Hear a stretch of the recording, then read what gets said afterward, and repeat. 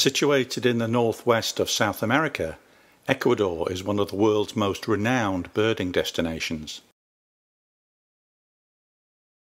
On our trip there in 2016, we visited four main areas: the west slope of the Andes, mainly in the cloud forests around Mindo, the high Paramo habitat at Antisana, the various elevations on the east slope of the Andes,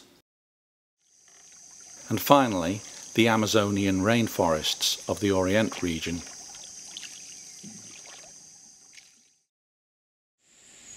On schedule, we arrived into Quito with a free day available and spent a few hours at the city's botanical gardens.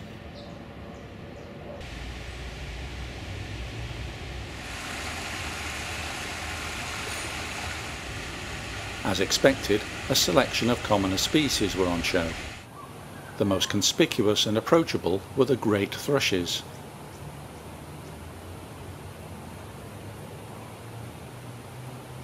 Some feeding on the garden's abundant flowering bushes.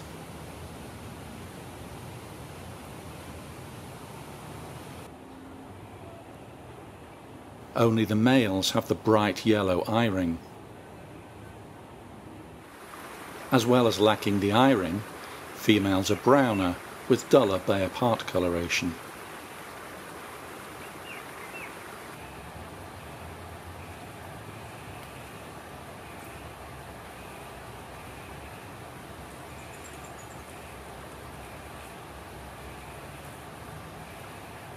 Eared dove was another common species here.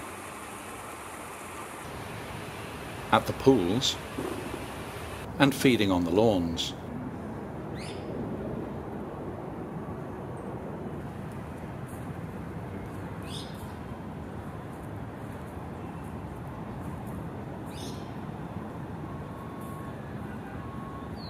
As were rufous-collared sparrows.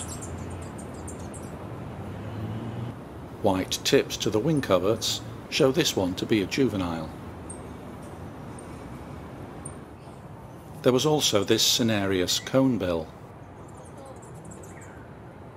The grounds of the gardens are fairly extensive.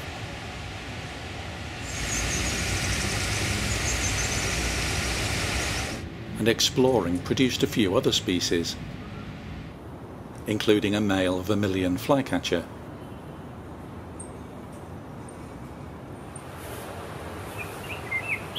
And a singing male golden-bellied grosbeak.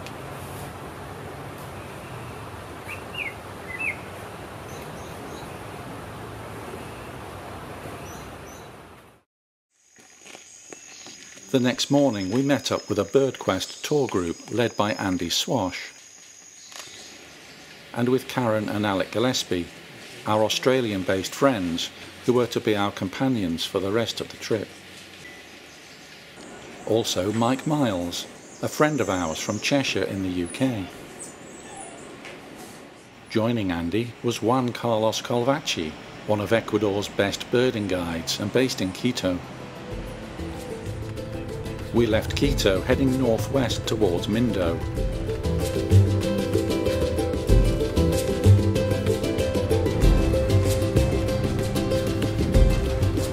As with most bird tours, our route was not the direct one, and included a steep climb along an old road to the famous reserve at Yanacocha. We had breakfast at the reserve entrance, where brown-bellied swallows appeared to be nesting. A trail map indicates various paths, but there is really only one access point along the main track. At over 3,000 metres altitude, the reserve contains one of the best areas of montane cloud forest on the Andean west slope, complete with stands of Gunnera equatoriensis, or giant rhubarb.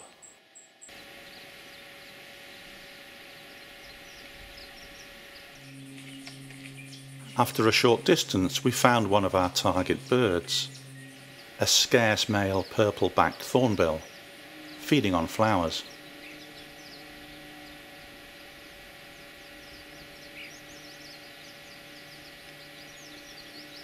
Ecuador's highlands are renowned for their hummingbirds, and at the end of the track, a set of feeders allowed easy access to many of Yanacocha's specialities.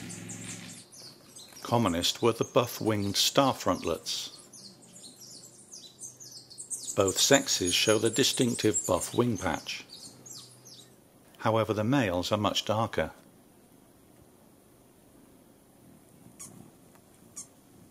They are velvety black above and have a violet blue throat.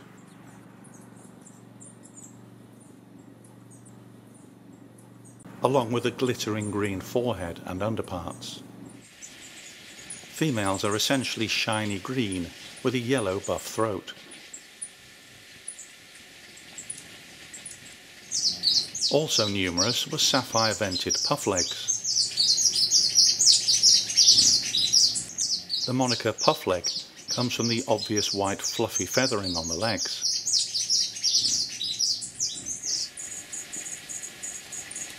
The sapphire blue vent is less easy to make out, without a clear view of the underparts. The sexes are similar, and like the star frontlets, they prefer forest borders at higher elevations. Here, behind the sapphire vented on the feeder, is a golden-breasted puffleg, of which a couple were present. Unfortunately, we didn't see any of the rarer black-legged pufflegs. The largest and most dominant hummingbirds at the feeders were the great sapphire wings. They often bully the other species, although this star frontlet was having none of it.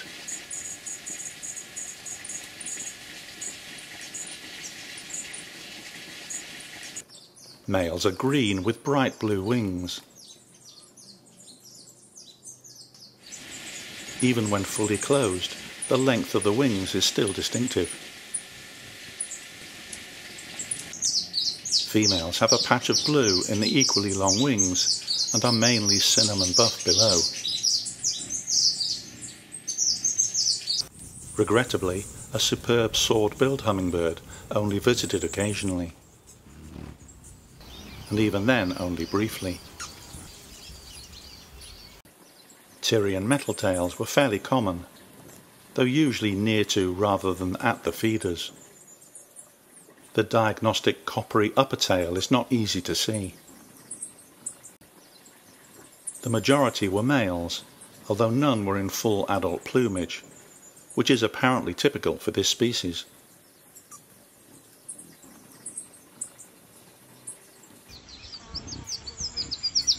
Not far from the hummingbird station were more feeders. These catered for a few different species. They included masked flower piercer, glossy flower piercer, and a yellow-breasted brush finch. In the surrounding forest we came across a pair of Andean guans, one of which eventually showed well.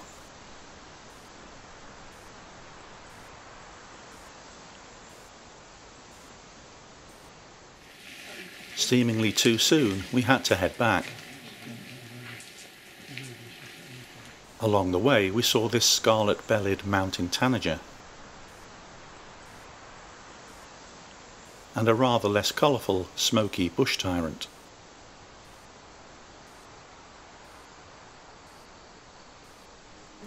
Our timing was good, as by now the weather was closing in.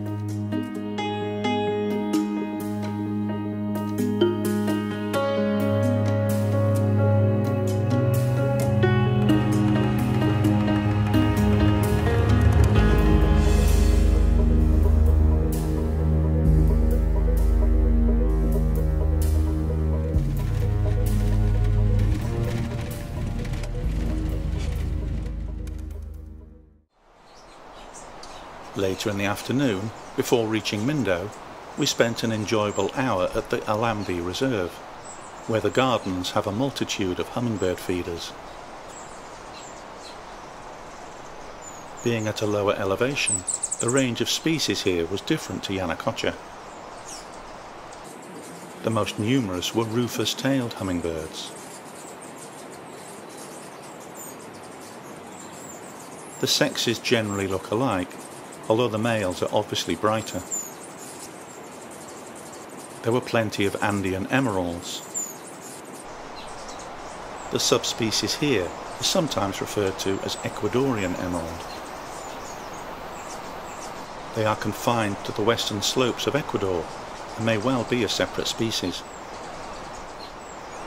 They differ from the nominate form by having a mostly green rather than entirely blue crown and a shorter tail, although some blue crown coloration was evident on some individuals. Again, the sexes are similar, although males are much brighter, particularly on the crown. A single western emerald also visited the feeders. This looks to be a female, as there is a hint of blue in the glistening underparts and no golden hue to the foreground.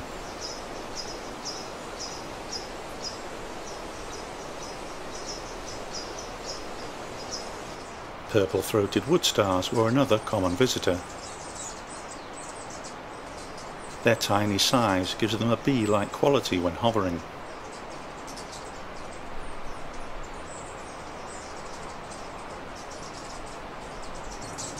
Females have rufous underparts and an all-white throat. Given that juveniles look like females, some dark markings on the throat suggest this is a young male. And this individual has developed even more purple throat feathering.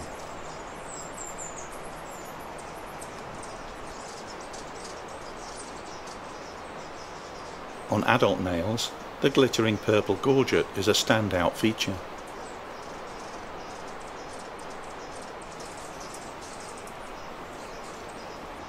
Another regular attendee at the feeders was this male booted racket-tail. Here on the western Andean slope, the fluffy leg boots are white, whereas on the eastern side they are orangey buff. There were also white-necked Jacobins, mostly the distinctively plumaged males.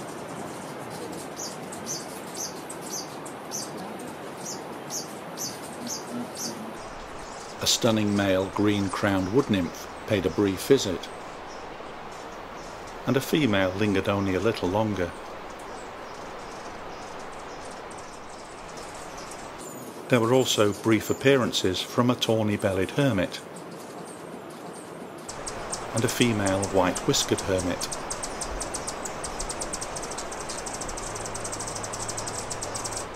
Perched close to the feeders was this green-crowned brilliant.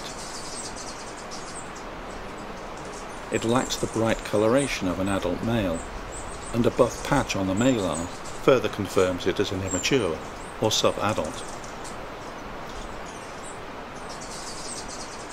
And finally for the hummingbirds, this brown violet ear. This individual has very muted coloration and was presumed to be another immature.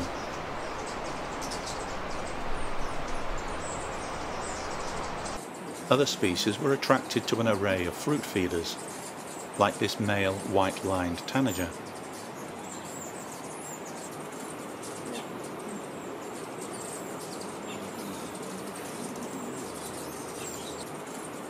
And here a female.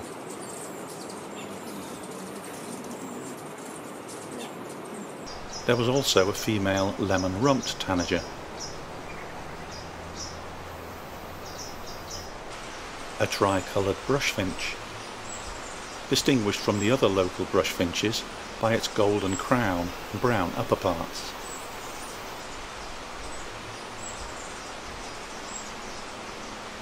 And a male thick-billed euphonia.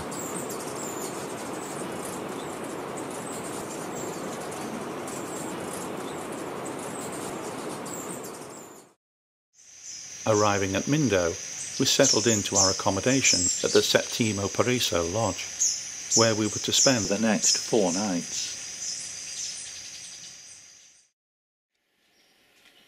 The next morning we drove northwest to spend the day around the Mashpee Reserve.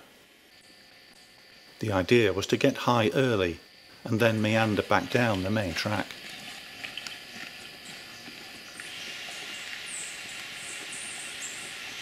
This is one of those 100 species a day sites, so we knew the birding would be good. Poor visibility and thick cover, however, meant that not all would show well. Typical views were like this of a rose-faced parrot and a spotted barbtail. A female orange-breasted fruit-eater showed marginally better, and the male even more so.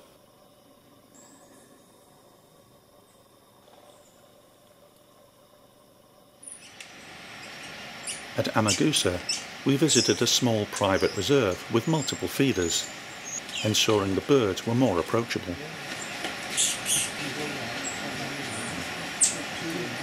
A fine selection of tanagers was the main attraction.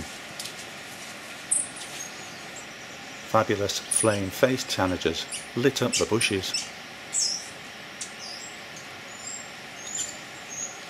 On the east slope they have a red face, but on this western subspecies it is distinctively orange.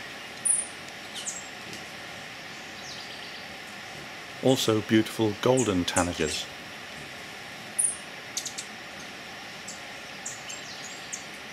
This western form lacks the rufous tones on the underparts shown by those in the east, plus rather uniquely plumaged and well named glistening green tanagers.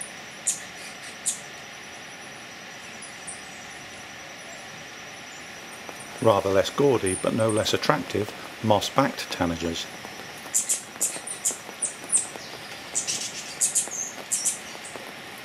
Distinctively spotted rufous-throated tanagers. Like the moss-backed, they are only found on the west side of the Andes here in Ecuador and in Colombia.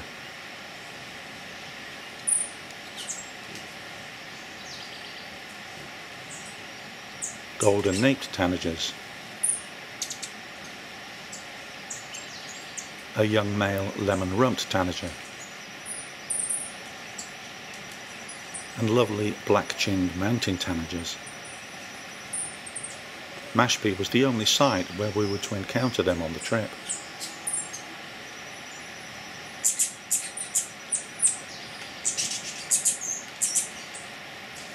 The fruit feeders also enticed a few crimson-rumped toucanettes to show up.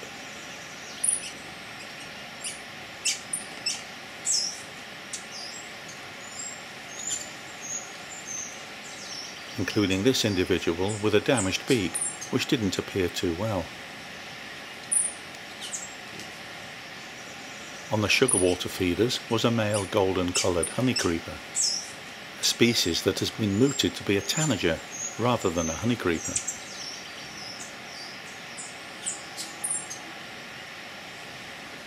A female was also present, and sugar feeders also meant hummingbirds, like this male green thorntail.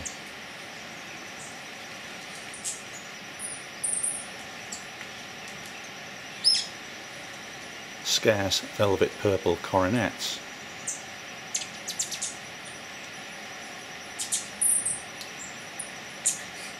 The males could sometimes appear almost black, but on other occasions the light would show them up to be dressed in a spectacular array of glittering purple, blue, green and bronze tones.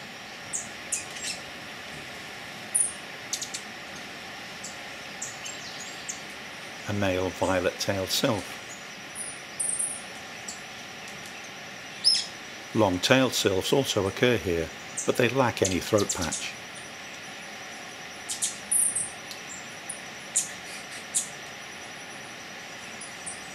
A white-whiskered hermit.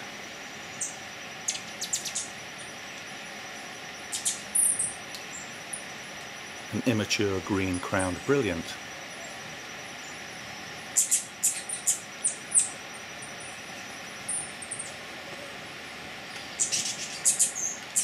And a male empress brilliant,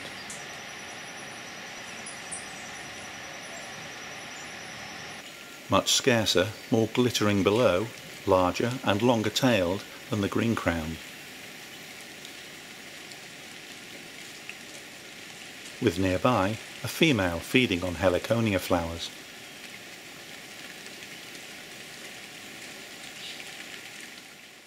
An orange-bellied euphonia was one of a few other species also seen here, along with a black-winged saltator that obligingly appeared during a shower.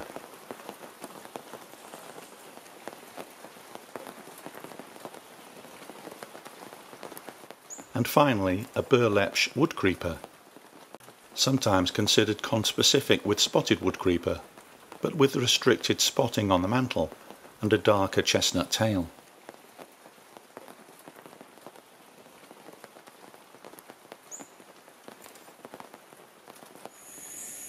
From Amagusa we continued downhill along the main track. New birds seen included this Choco toucan,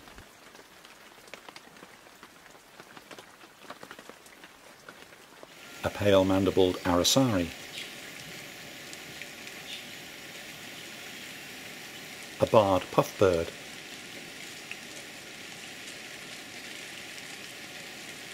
rusty-margined flycatcher, three-striped warbler, and to finish the day, a female red-rumped woodpecker.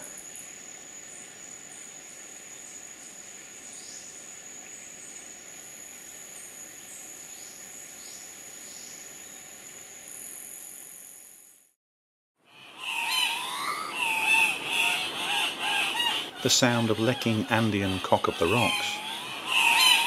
In the Mindo area, that generally means one thing: dawn at Angel Paz's wonderful private reserve. The glowing males began to show better as the light improved.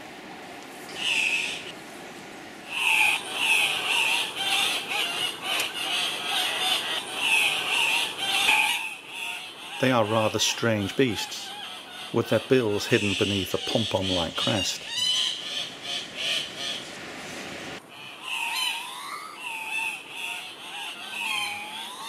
As we watched the Cock-of-the-Rock, a large covey of usually secretive, dark-backed wood quails foraged around our feet. They are probably the plainest of Ecuador's wood quails, but a pleasure to see so well.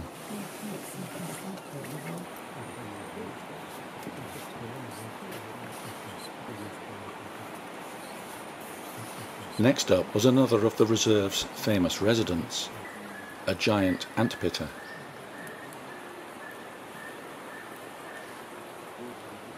Angel was one of the first to lure antpittas with mealworms so they would feed in the open, a practice now widely utilised elsewhere.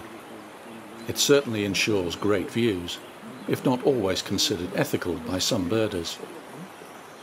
This would certainly be a difficult species to see otherwise.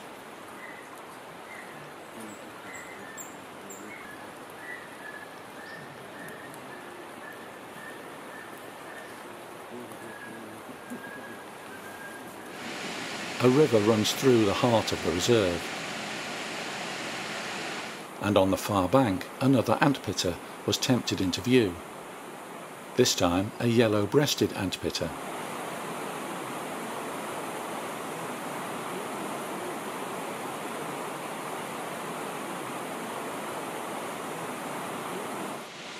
Nearby, a landslide had created an open bank, where a female lyre-tailed nightjar was spotted at its roost.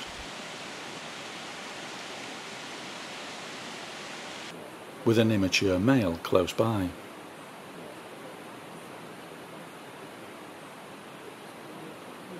On overhead wires were a pair of blue and white swallows.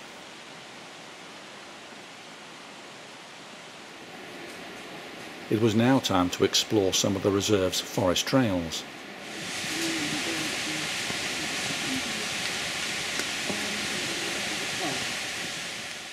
Where some judicious positioning provided reasonable views of a rufous-breasted ant thrush.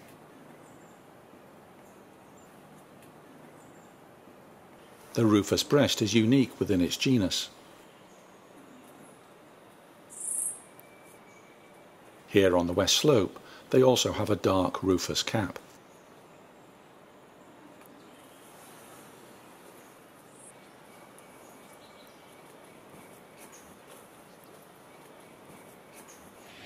Another good find was an olivaceous pier.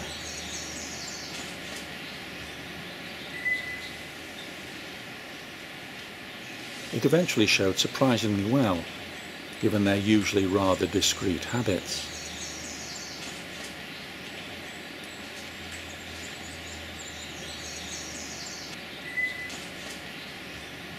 We arrived at another stakeout for another Antpitta. Although conditioned to human presence, these are very much still wild birds, and we'd already failed to see a mustached Antpitta. Thankfully, our quarry finally appeared, an ochre-breasted Antpitta.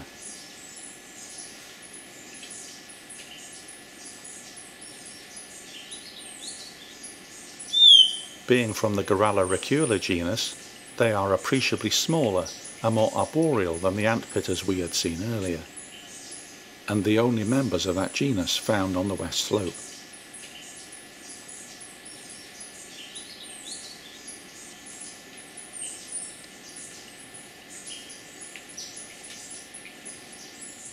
Like so many reserves in Ecuador, there were also feeders to enjoy.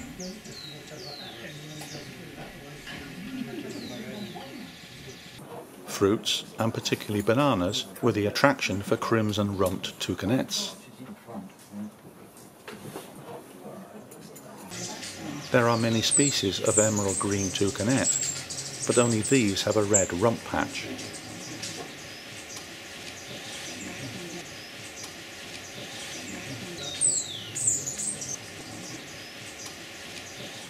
As we'd seen at Amagusa, these feeders seem to be a refuge for individuals with damaged beaks.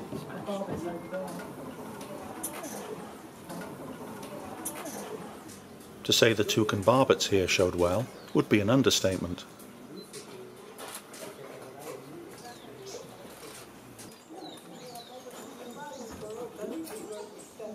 The Mindo area is one of their strongholds, but even here they can be hard to see away from sites like this.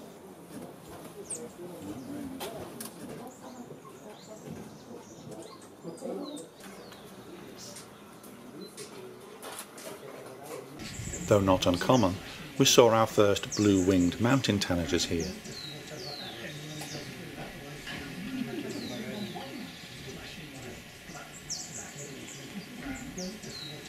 And were reacquainted with more flame-faced tanagers.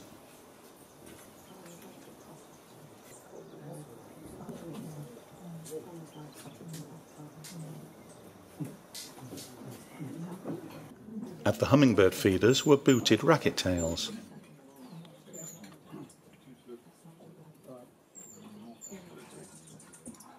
Mostly males, but also this single female.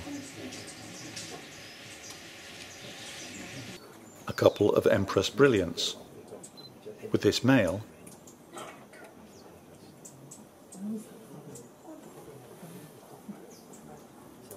and a female.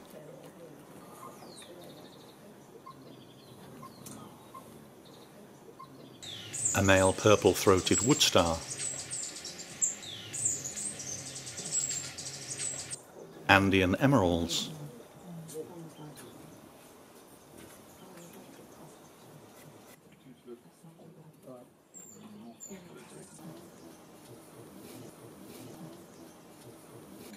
and a male purple-bibbed whitetip.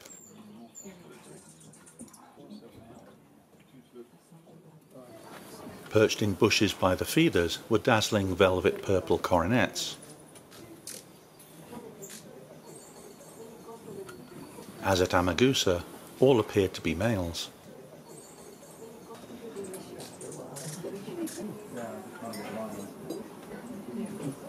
Also a female violet-tailed sylph. A rufous-tailed hummingbird.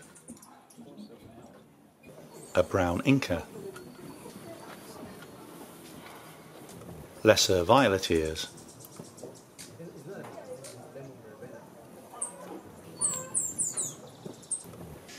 and fawn-breasted brilliants, certainly the least colourful of their genus. The males have a flashing pink throat patch.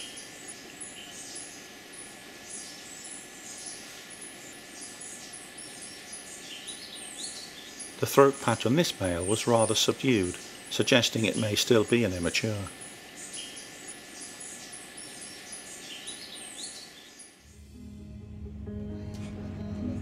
Another early morning excursion took us northwest and down to the Rio Salanche Reserve, at an altitude of about 300 metres. The forest here is more typically lowland.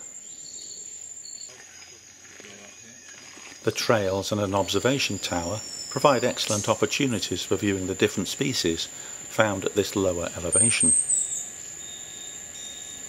Before climbing the tower, we found a few Choco Parakeets by its base. They are a recent split from maroon-tailed parakeet.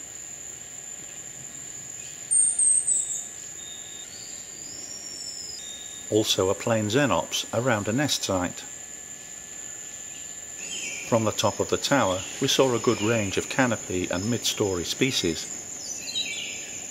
One of the first was a female cinnamon woodpecker.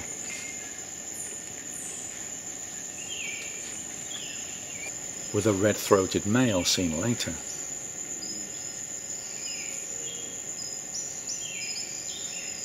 Followed by a brief female golden olive woodpecker. One of the stars was this male orange-fronted barbet.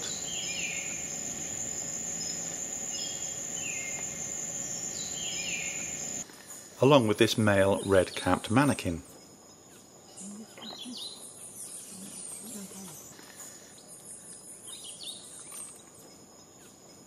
And a female white-bearded manakin. Fairly plain, but with diagnostic orange legs. A pair of pale-mandibled arasaris foraged in the canopy. As always, on the hunt for fruits. Some authorities lump them with collared arasari, as they only really differ by having a pale lower mandible.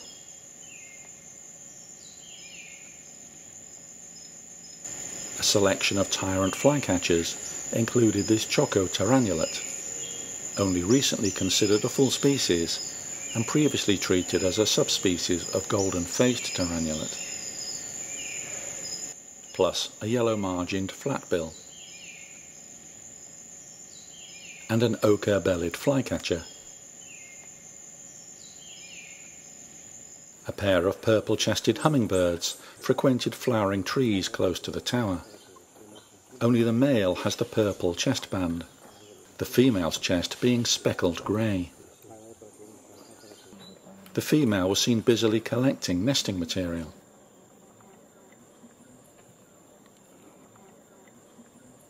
Other birds seen were this male yellow-tufted dacnus,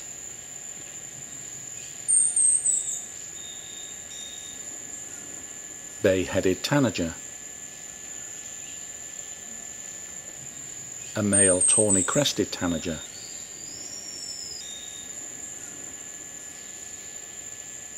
and an overflying hook-billed kite.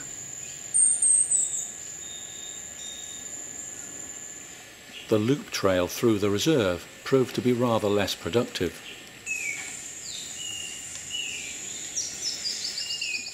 Although we did see a few white-thighed swallows,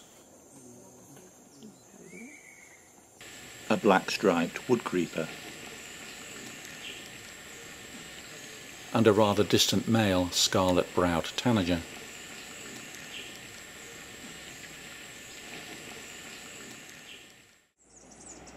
Before returning to Mindo, we stopped off for lunch at Los Blancos, where a mirador overlooks the Rio Blanco Valley. Beautiful swallow-tailed kites were soaring overhead.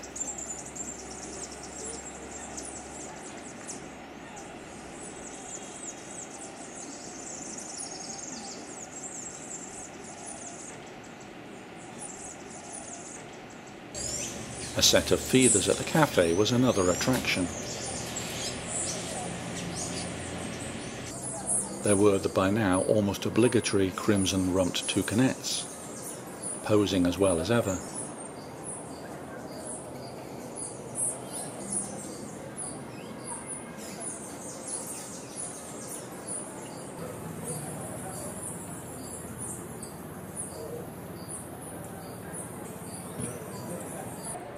More pale mandibled arasaris.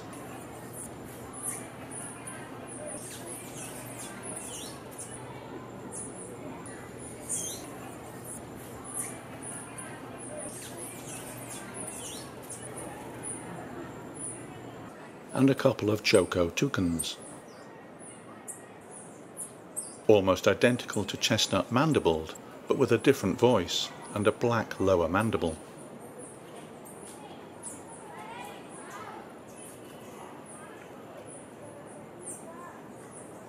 A Choco Tarannulet,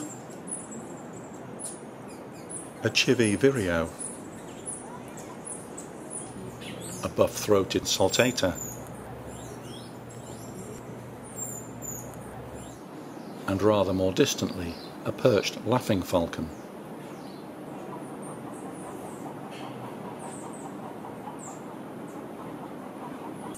A female black-cheeked woodpecker waited patiently on a branch. A male would show red on the crown as well as the nape.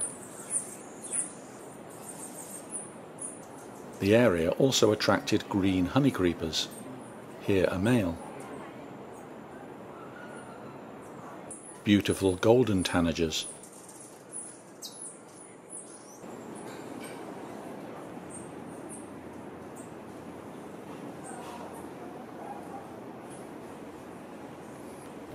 A lovely male silver-throated tanager. The females are duller, with greyer throats and streaked crowns.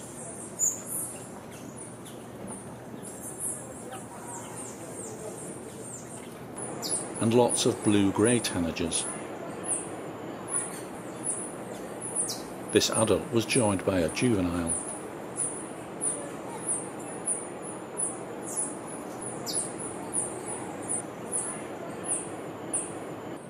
Like the blue-grey tanagers, banana quits had been surprisingly scarce at the other feeder sites, but were numerous here.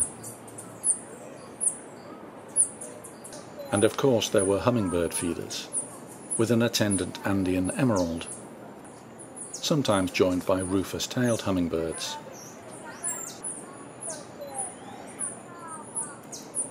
And a trio of green-crowned brilliants, with this adult female and adult male, and as often seemed to be the case with this species, a juvenile male.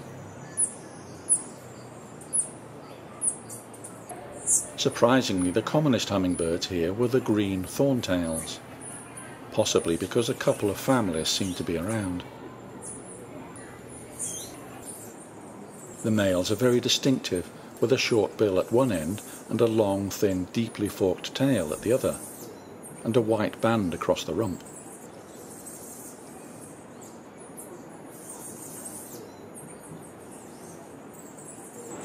The tail shape is best seen when perched.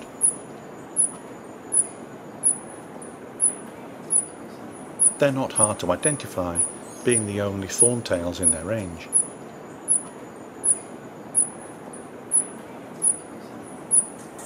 The females look slightly smaller, even accounting for the shorter tail. They have obvious white patches below and a striking white malar streak.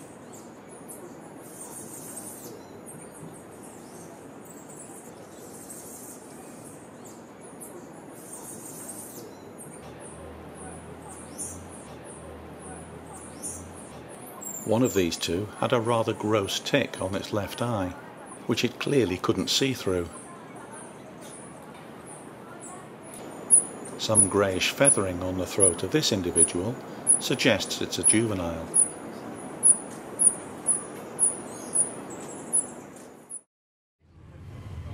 Before returning to the lodge, on a couple of afternoons we spent time around Mindo.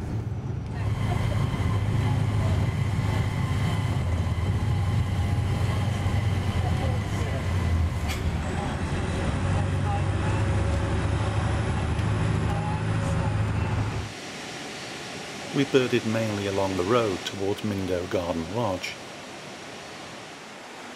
and the bridge over the Nambilo River. Even close to town there were some good birds, like this slaty spinetail, a red-faced spinetail,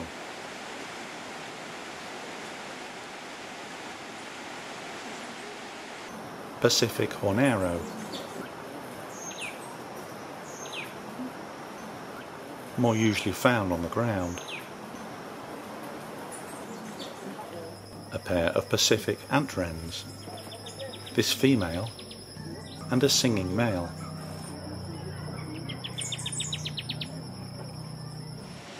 A fawn-breasted tanager, a juvenile variable seed-eater, and a squirrel cuckoo. The habitat was more open at the bridge, where there was a rather distant scrub blackbird.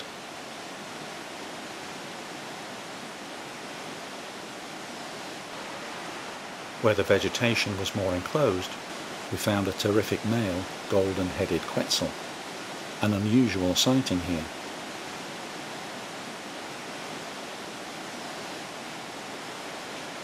Rather typically, it always kept its back to us.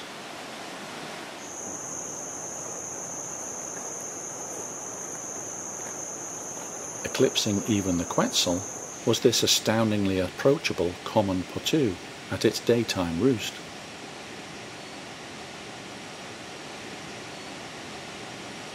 Something didn't look quite right though. It seemed to have a protrusion at its breast. All was revealed when we returned. It was a female brooding a healthy chick.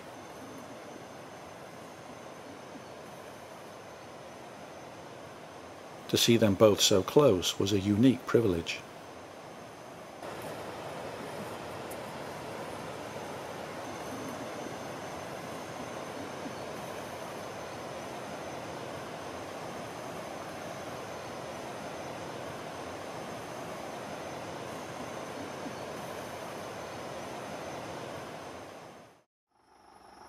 Heading back to the lodge, we also found this bat falcon at dusk, no doubt getting ready for a hunting foray.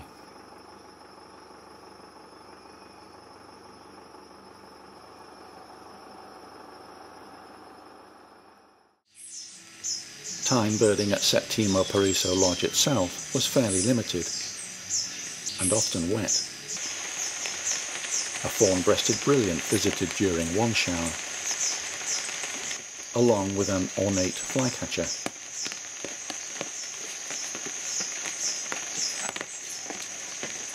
Drier conditions revealed a male velvet purple coronet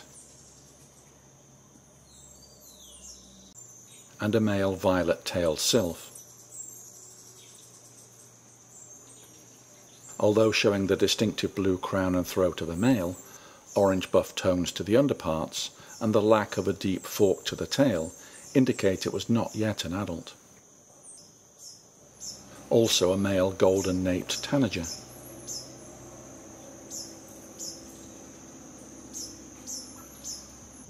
Plus good views at last of an Ecuadorian thrush.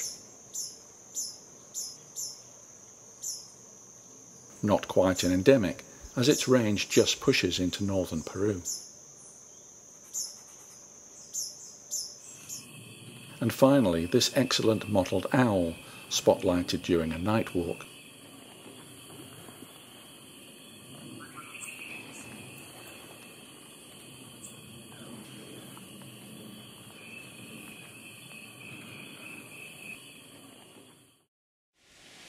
On our last morning in the Mindo area, we visited Bellavista Lodge,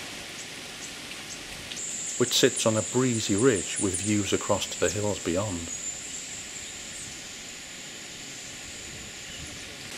Barbara and I had stayed at this lodge in 2004, as we also had done at Septimo Paraiso. It therefore seemed very familiar. Now, as it was then, The dominant hummingbirds at the feeders were buff-tailed coronets. Along with buff outer tails, they also have a buff patch at the bend of the wing and glittering emerald throat and forehead. These feisty birds seem to spend more time looking for rivals to chase off than they do feeding. This purple-throated woodstar didn't want to risk getting too close. Also seen at the feeders was a masked flower piercer.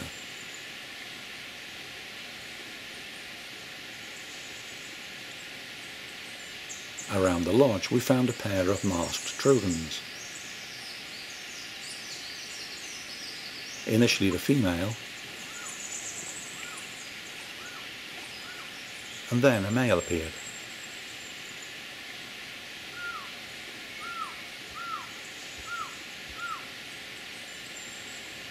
A white-tailed tarannulet,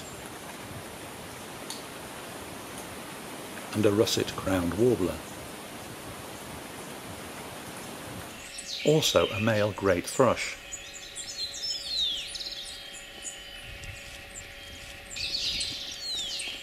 Plus a brief turquoise jay.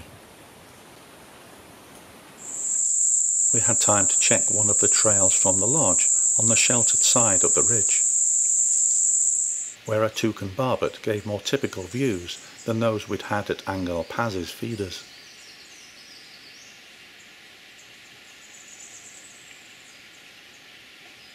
A grass-green tanager was a highlight.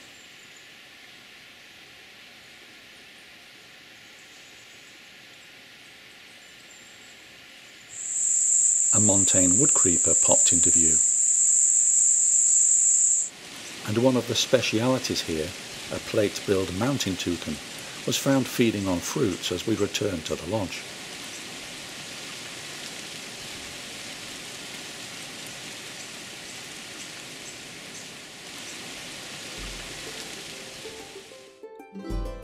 Later it was back to Quito, where the Birdquest part of our trip was to finish.